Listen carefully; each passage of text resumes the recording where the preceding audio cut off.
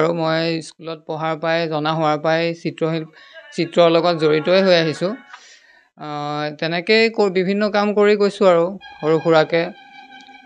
লাহে লাহে ধৰক আগবাঢ়িছোঁ এনেকেই চিত্ৰশিল্পীৰ কাম কৰি ছবি অঁকাৰ লগতে ধৰক এনেকৈ শিলতো কিছুমান মই ধৰক চিত্ৰ অংকন কৰোঁ আৰু লগতে চক পেঞ্চিলতো কিবা কিবি অংকন কৰিছোঁ তেনেকৈ বিভিন্ন ব্যক্তিসকলৰ ডাঙৰ ডাঙৰ ব্যক্তিসকলৰ মূৰ্তি অংকন কৰিবলৈ চেষ্টা কৰিছোঁ আমাৰ দাদাহঁতো দেউতাহঁতো সৰুৰ পৰাই এইটো এটা পৰিৱেশ পাইছিলোঁ তেনেকৈ ধৰক মই কৰি সৰুৰ পৰা আগবাঢ়িছোঁ আৰু ডক্টৰ ভূপেন হাজৰিকাৰ শিলত প্ৰতিমূৰ্তি অংকন কৰি পেলাই 2021 চনত অসম বুক অফ ৰেকৰ্ড কৰিবলৈ সক্ষম হৈছিলোঁ মোৰ ঘৰ কলিয়াবৰ হাটবৰত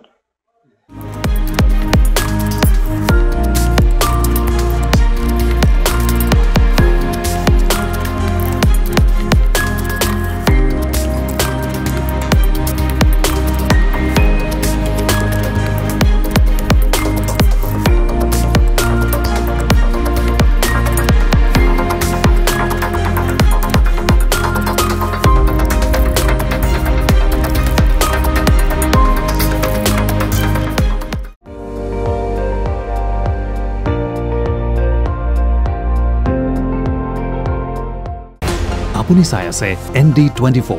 সৰ্বশ্ৰেষ্ঠ নহয় সৰ্বোত্তমৰ দৌৰা